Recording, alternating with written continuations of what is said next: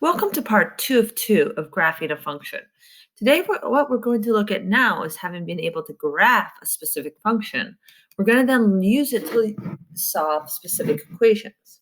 So if we want to solve for x in this specific equation, we could go ahead and do it the algebraic form that you may or may not have learned last year, or I'm sorry, in 8th grade. Take a moment, let's do that, and then check back with me.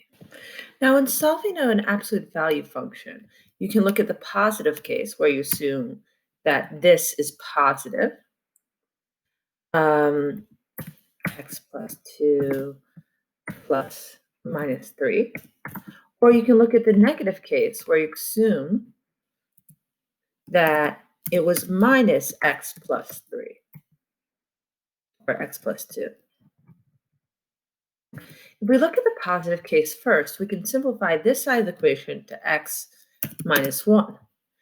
And then bringing all the x's to one side, we then have, let's see, x minus half of x is half of an x, plus 1 to both sides. Half of an x equals 2. And then we multiply both sides by 2. So that's 2 times half of an x equals 2 times 2. Well, that gives us x equal to 4. If we consider the negative possibility, we go ahead and we say, okay, that gives us negative x minus 2 minus 3 on this side equal to half of an x here.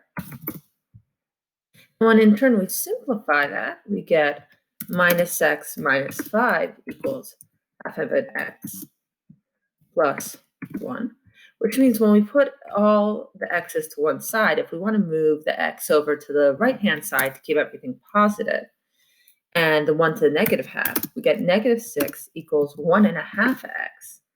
Multiplying all sides by 2 to get rid of the halves, we then have negative 12 equals 3x, which then in turn, we can divide both sides by 3. We get negative 4 equals x. Having solved these without how we know, we now can actually examine the graphs. Let's say we look at both sides of the equations as two separate functions. And instead of doing the algebra, we say, I don't care where the point is. I just want to know when are these two things equal to each other. And in order to do that, we can graph these on the same set of axes. We're going to use Desmos as our graphing calculator. So I'm going to say f of x is equal to the absolute value of x plus 2 minus 3. And then I'm going to say g of x is equal to half of x plus 1. Now notice there are two locations where these intersect. And if I look back at this, when does f of x equal g of x? When x is 4 here, and when x is negative 4 there. Each intersection point, an element of the graph of x, an element of graph g. In other words, they really do have the same value at x equals 4 and x equals negative 4, which is another way of solving one of these problems. So to do that as an example, right here, if we take this example right here, we can literally copy and paste it over to Desmos, put in those absolute value terms.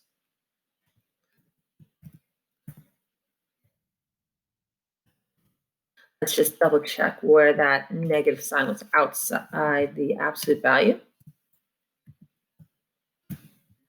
And then we take the other half of the equation and we post it on its own line. Move these so they're not a distraction and zoom out so we can see the whole picture. We can see the solutions right there. The solutions to this equation, where both of these two graphs are equal, is at x equals 20 and x equals 10.4. This technique of graphing to solve equations is incredibly powerful. I'll continue to use this throughout the year. Looking forward to talking with you more about this. See you. Have a wonderful rest of your day.